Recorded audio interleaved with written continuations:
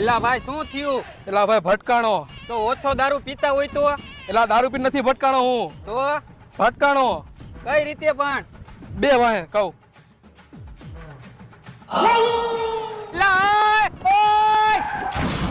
ભાઈ આવી રીતે હું ભટકાણો.